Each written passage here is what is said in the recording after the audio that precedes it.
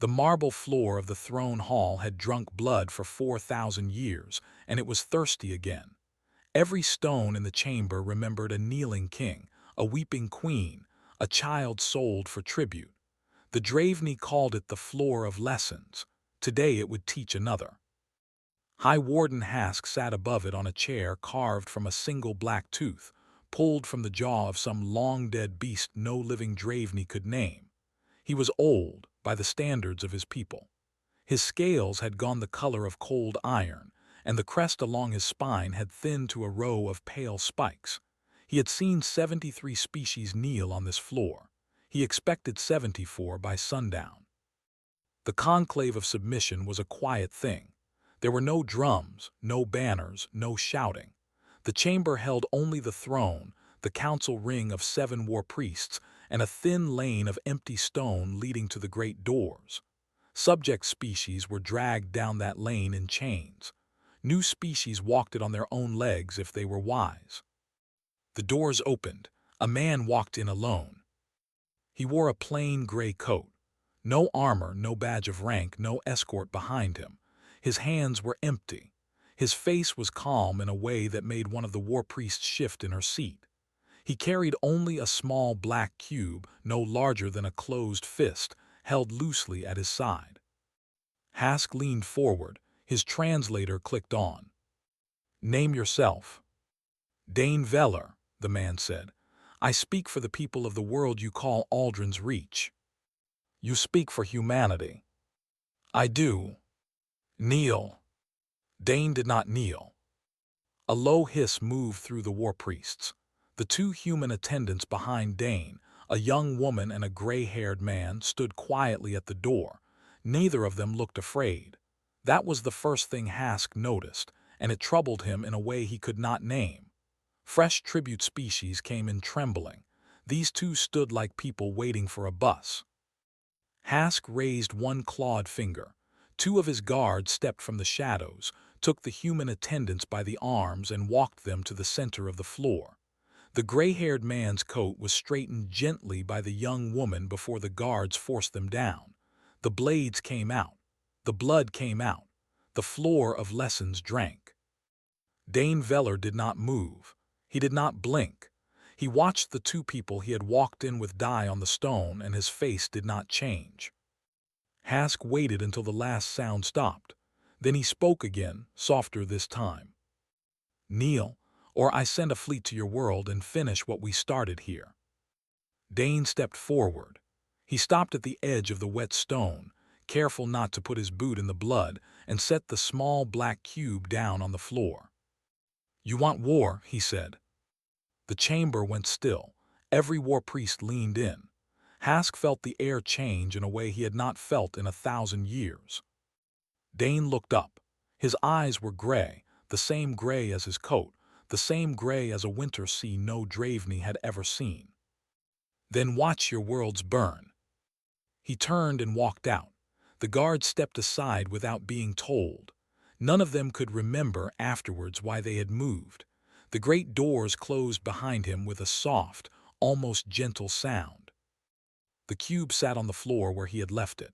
It did not glow, it did not hum, it did not do anything at all. One of the war priests, a thin male with a clipped crest, walked down to it and tried to lift it. He could not. He tried to push it. He could not. He bent close and tried to scan it with a hand reader. The reader showed nothing. No mass. No heat. No metal, no plastic, no field of any kind. It was, by every Draveney instrument ever built, not there. But it was there.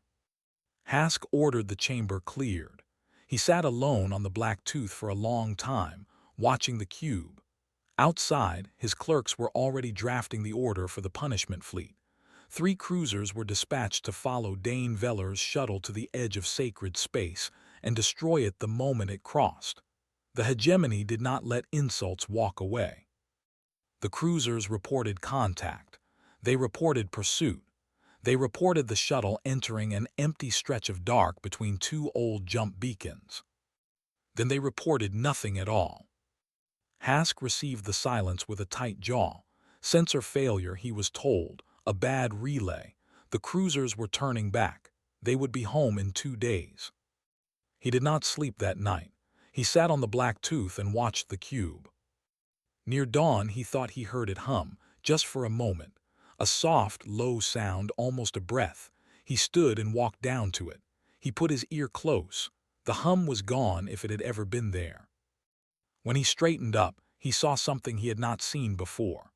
A single line of script had appeared on the floor beside the cube, etched into the marble as cleanly as if it had always been there. It was written in Old Draveni, the dead script of the founding emperors, a tongue no living tongue spoke. It said only this: "Burning begins at the edges." High Warden Hask, who had ordered the deaths of more beings than he could count, who had never in his long life been afraid, felt his iron-colored scales lift very slightly along his spine. Outside, somewhere on the rim of his empire, a mining world called Thrrell was about to go dark. Thrrell was a world made for taking.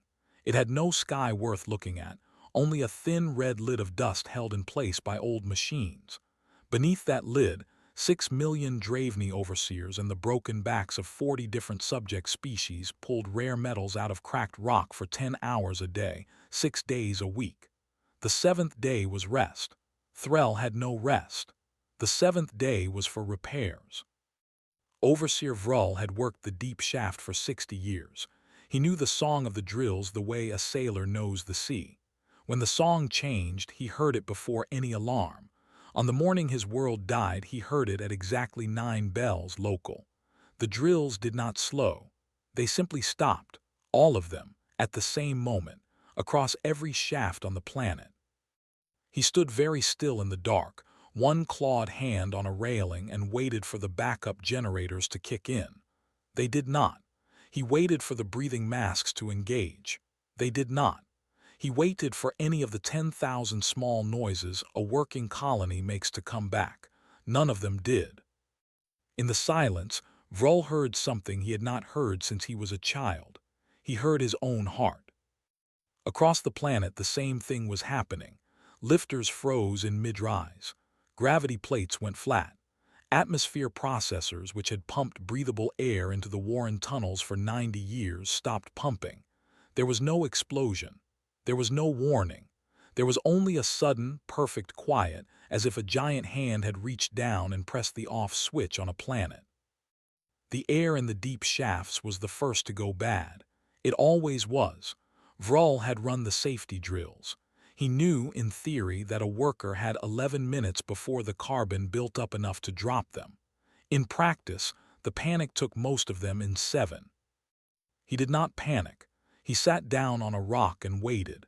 He had ordered worse deaths than this for slaves who failed quota. He found, when his turn came, that he had nothing to say about it. In the upper towns, where families lived, mothers carried their young toward the surface in lines that became crowds and then crushes. The surface gave them nothing. The dust lid had no holes. The breathing towers had stopped. The shuttles in the orbital ring above had gone dark and were beginning, very slowly, to fall. 9 hours after the drills stopped, Thrrell was silent in every voice it had. The hegemony fleet arrived on the 2nd day. They came hard, expecting an attack, weapons hot. They found nothing to shoot at. The orbital ring was a slow ruin, its ships drifting in lazy spirals. The planet below answered no calls. The first landing party went down in full armor, expecting an ambush. They found a city laid out the way a city should be, only emptier. Houses stood with their doors closed. Shops stood with their goods on the shelves. Vehicles stood neatly in their bays. There were no bodies in the streets. The bodies were in the squares. Every square in every town on Thrrell had been arranged the same way. 6 million Draveni and the bodies of every subject worker laid out in long, neat rows. Hands folded. Eyes closed. Children placed beside their parents, smallest to tallest. Not a wound on any of them. Not a sign of struggle. They had been carried, every one of them, after they died. The landing party's commander, a hard old veteran named Vask, walked through the central square of the capital and could not make his hand work the report button on his collar for a long time. When he finally did, He did not have words for what he was seeing. In the center of the central square, a single line had been etched into the stone. Old Draveney script, the same dead-tongue High Warden Hask had seen by his cube. It read only this. This is one. Korvask, who had personally led the sacking of 3 worlds in his career, sat down on the stone beside the line and put his head in his hands. His second in command, a younger officer who had never seen a dead child before today, was being sick into her helmet a few paces away. Neither of them spoke for a long time. Far away in the throne hall on the capital world, Hask received the recording. He watched it 3 times. Then he ordered the cube destroyed. His engineers tried. They brought hammers. The hammers bounced. They brought cutting torches. The torches went out the moment they touched the surface of the cube, as if the air around it had decided fire was no longer permitted. They brought a plasma drill rated to chew through a battle cruiser's hull. The drill stopped working. They brought a small atomic charge, the kind used to crack open asteroids, and laid it against the cube and ran. The charge did not go off. The engineer who had armed it could not, afterward, remember pressing the switch. He was certain he had. The switch said he had not. By the end of the 3rd day, Hask stopped sending engineers. He sat on the black tooth and looked at the cube and at the line on the floor beside it. Burning begins at the edges, it said. He thought about Thrrell. He thought about the neat rows of his own people, laid out by something nobody had seen. A new line was etched into the marble while he watched.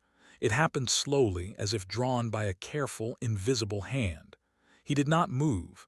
He did not call for guards. He let it finish. The new line said, "Now the second." The shipyard moon of Olin had been building warships for 900 years without a single failure. Its containment fields were sung about in Draveney training schools. The young engineers who served their first posting there were told on their first day that Olin had never lost a ring, never lost a dock, never lost so much as a single welding torch to its own systems. The fields were perfect. The work was sacred. On the 4th day after Thrrell, the fields turned themselves off.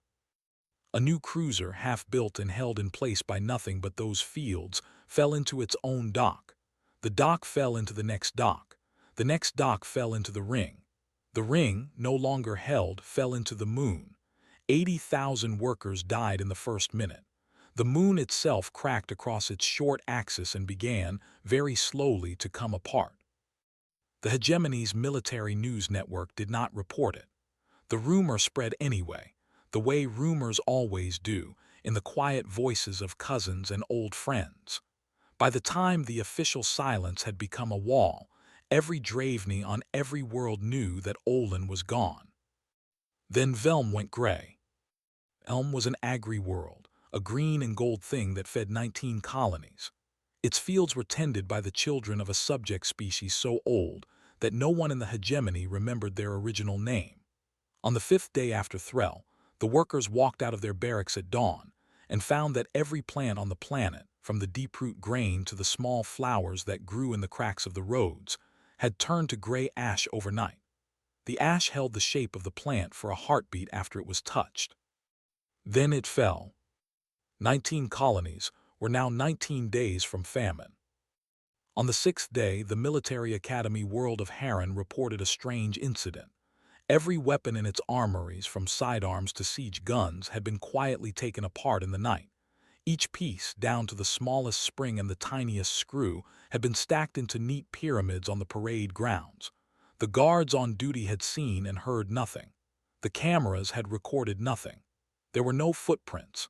There was no forced entry. There were 40,000 pyramids on the parade grounds when the sun came up, arranged in long, perfect rows, like a city for ants. Hask convened his war council. 12 old males and 3 old females, the hardest minds in the hegemony, sat around a black table and tried to understand a war in which no shot had been fired. "Find their world," Hask said. "Find Aldrin's reach." The probes were sent.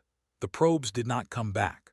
Or more precisely, some of them came back with empty memory cores, as if their journeys had been carefully unread. Two of them came back with one image each.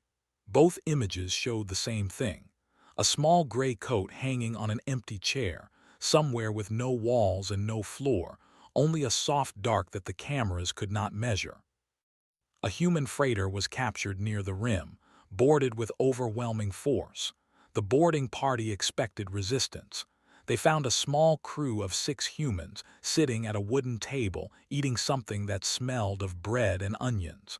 The humans offered them food. The boarders refused, of course. The humans shrugged and kept eating. The senior interrogator, a Draveney named Sen Ollier who had broken 60 species in his career, took the eldest of them, a woman named Pel Arden, into a sealed room. He had every tool he needed. He had every drug he had ever used.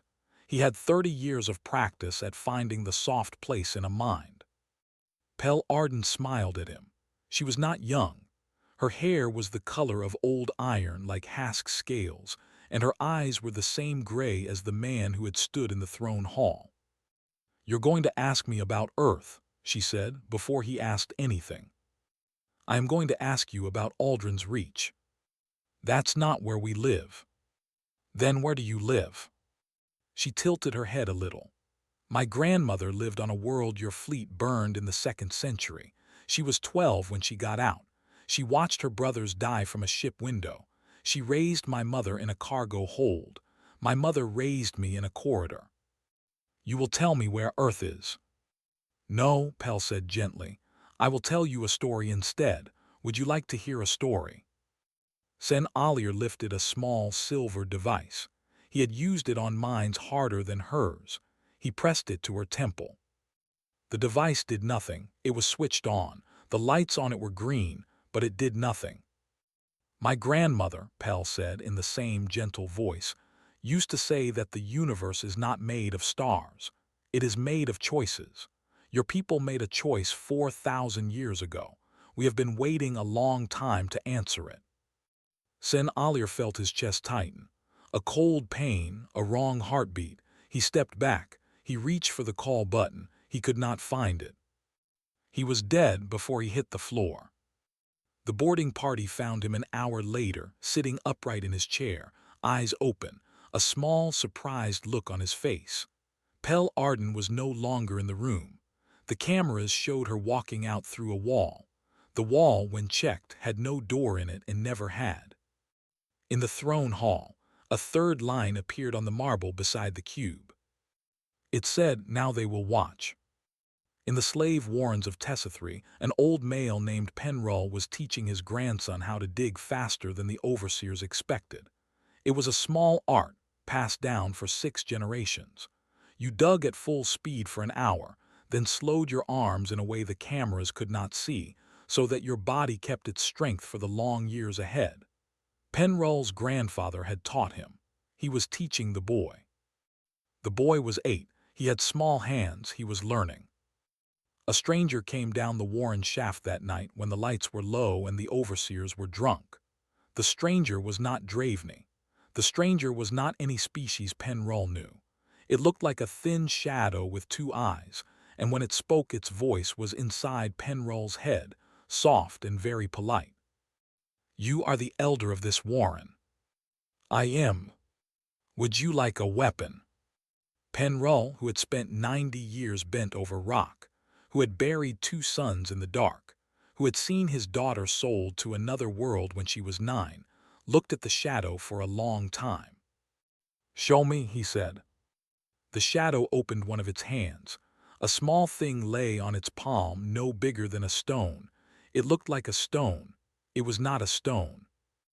"It will not be found," the shadow said. "It will not be taken. It will not run out. You will know when to use it. You will know how. Do you accept?" Thrrell looked at his sleeping grandson on the dirt floor. He looked at the small stone. He took it. The shadow gave one to every adult in the warren. Then it left. By morning, no one could remember exactly what the shadow had looked like, but every adult had a small stone in their pocket, and every adult, somehow, knew how to use it. The same night on 40 other worlds, the same thing happened. The hegemony did not know yet. The hegemony was busy. High Warden Hask, sitting on the black tooth with the cube at his feet and 3 lines of dead-tongue script beside it, made the decision he had been resisting for 10 days. He stood. He walked, for the first time in 20 years, out of the throne hall and onto the high balcony that looked over the capital city.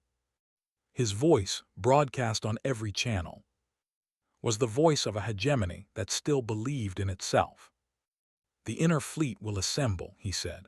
"All 11,000 ships, every cruiser, every battle hull, every drop carrier. We will go to the world they call Aldrin's Reach. We will burn it down to the soil. We will burn the soil. We will burn the air above the soil. We will leave a black mark in the sky where humanity used to be, and the 73 species will see it, and the lesson will be remembered for 10,000 years." The capital cheered. The fleet assembled. It was the largest gathering of warships the hegemony had ever made. The captains were the best of the best. The High Admiral, a female named Drev Korin with 300 years of command behind her, lifted her claw, and the 11,000 ships made the long jump together. They came out where Aldrin's Reach should have been. There was nothing there. No planet, no moon, no asteroid belt, no sign that a planet had ever been there. The star was real. The orbital path was real. The space where Aldrin's Reach should have been was simply empty and had been empty by every reading the fleet could take for a very long time. High Admiral Drev Korin gave the order to scan for cloaking fields. There were no cloaking fields. She gave the order to fire a wide spread of sensor charges. The charges fired. They lit up nothing. She gave the order to turn the fleet around. The jump engines did not respond. Not on her ship, not on any ship. 11,000 sets of jump engines, the most reliable systems in the hegemony, all reported the same status at the same moment. Ready, awaiting input, receiving input, ignoring input. The fleet was a long way from home, 240 light-years from the nearest hegemony refueling station. The ships had enough fuel to wait, and to fight, and to hope. They did not have enough fuel to drift home. Then a voice came over every channel at once. It was calm. It was almost gentle. It belonged to a man in a plain gray coat. "Aldrin's Reach was a story," Dane Veller said. "We have been telling it for 200 years. We told it so we could see who came looking. You came, thank you." The High Admiral tried to cut the channel. The channel could not be cut. "Our world is not where you think it is. Our world is not anywhere you can think. We learned some time ago how to fold a small layer of space around a single sun and tuck it sideways out of the way. Your instruments cannot read sideways. Your fleets cannot fly sideways. Your war cannot reach us." Drev Korin stood very still on her bridge. She had 300 years of command. She had never once been afraid in any of them. She was afraid now. "This is too," Dane Veller said. The lights on every ship in the inner fleet went out at once. The air recyclers did not. The gravity did not. Only the lights. 11,000 warships sat in perfect dark, fully alive, fully crewed, fully unable to move, in a part of space no one would come looking for. In the throne hall, a 4th line was being written. It said, "Now the inside." In the warren of Tessithree, 8-year-old Linrull woke up to the sound of his grandfather putting on his work boots. It was an hour before the bells. The boy sat up in the dark and watched the old male tie his laces with hands that had stopped shaking for the first time in years. Penrull looked over at his grandson. He smiled. He did not say anything. He just smiled, and that small smile told the boy more than 90 years of words ever had. Penrull walked out of the warren and up the shaft. He was the first one. By the time he reached the surface, every adult in every warren on Tessithree was walking with him. 40,000 bent backs, straightening for the first time. 40,000 small stones, warming in 40,000 pockets. It was happening on 40 worlds at the same time. In the throne hall, the cube on the marble floor began, finally, to open. It did not open in any way Hask could understand. It did not unfold like a flower or split like a fruit. The black surface simply ceased in places to be a surface, and a thing began to grow upward through the air where the cube had been. It looked like a tower. It was not a tower. It was a shape the eye could not quite hold. It grew up through the ceiling of the throne hall without breaking it. It grew up through the palace above the throne hall without disturbing a stone. It grew up through the cloud layer of the capital world until it pierced the sky. On every Draveni planet at the same moment, the same shape rose. They did not attack, they did not glow, they did not hum. They simply stood, and where they stood, Draveni technology no longer worked. Engines died, shields went soft, plasma weapons turned cold inside their casings. The lifts in the Capitol Tower stopped at the floor they were on. The lights in the War Council chamber dimmed to a thin red. The fleet in orbit fell out of orbit very slowly like leaves. The 73 subject species rose at once. Not all of them. Some were too broken. Some were too afraid. Some had been bred for so many generations into quiet hands that they did not know how to make a fist, but enough rose, more than enough. Thrrell stood in the parade ground of Tessithri with his small stone in his hand. The overseer who had once broken Thrrell's wrist for slow digging came running across the ground with a sidearm raised. The sidearm did not fire. The overseer kept running. Thrrell lifted the stone. He did not throw it. He did not press it. He only thought very quietly that he was tired of being afraid. The overseer stopped. He looked at his own sidearm. He looked at the old male in front of him. He understood in that small clear moment exactly what he had done to exactly how many people for exactly how many years. He sat down on the ground. He waited. Thrrell lowered the stone. He did not strike. The other workers walked past him toward the overseer's tower. They did not run. They did not shout. They walked. The overseer watched them go. It was happening on 40 worlds at the same time. On a moon in the hegemony heartland, a quiet uprising of 3 different subject species opened the gates of a slave city and let 4 million people walk out into a dawn they had been told they would never see. On a desert planet far out on the rim, a single old female who had been a slave queen in her youth led her grandchildren up the steps of the governor's palace, and the guards laid down their weapons because the weapons would not work, and because, somewhere deep beneath the obedience trained into them, the guards were also tired. In the throne hall, High Warden Hask stood up from the Black Tooth for the last time. He walked alone out of the chamber. There were no guards. The guards had stopped being guards an hour ago. He walked down the long stone hall that had been built by hands he had never thanked. He walked out the great doors of his palace and into the public square below, on foot, for the first time in his life. A man was waiting on the lowest step. Dane Veller wore the same plain gray coat. His hands were empty. His face was calm. Hask stopped 3 steps above him. "Do you understand yet?" Dane asked. Hask did not answer. 4,000 years, Dane said. 73 species, worlds we will never know the names of, a floor that drinks blood, a throne made of a tooth, a whole machine built on the idea that some people are made to bend and other people are made to break them. He paused. He looked up at Hask with those gray winter-sea eyes, and the only thing holding it together was the belief that nobody could touch you.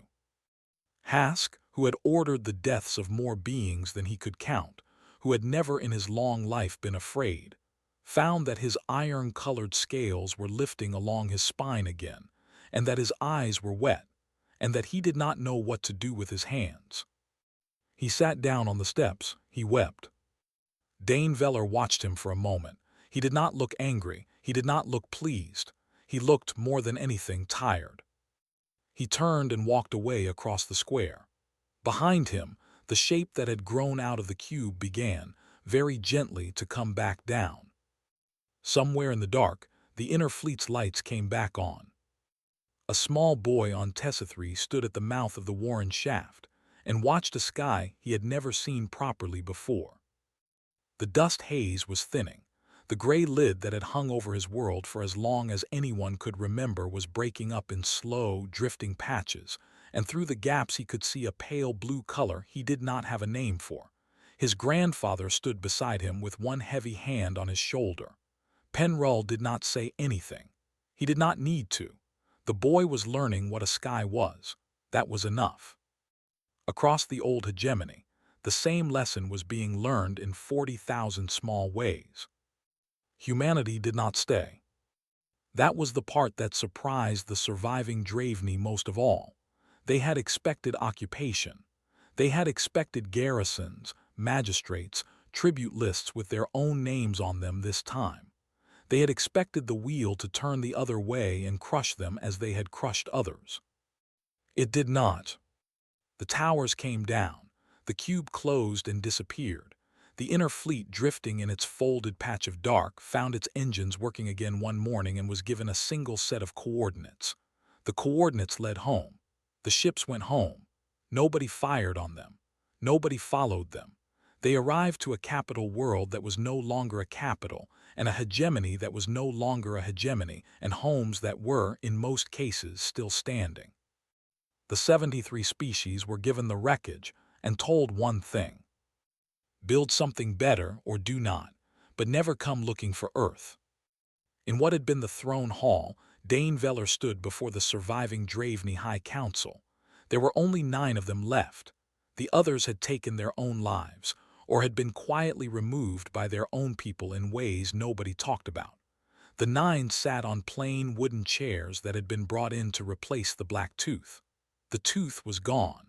Nobody could remember seeing it leave. High Warden Hask sat in the center chair. He was not High Warden of anything anymore. He was an old male in a clean gray robe, and his iron-colored scales had gone almost white. Dane spoke quietly. You wondered, I think, how we did it. Hask nodded once.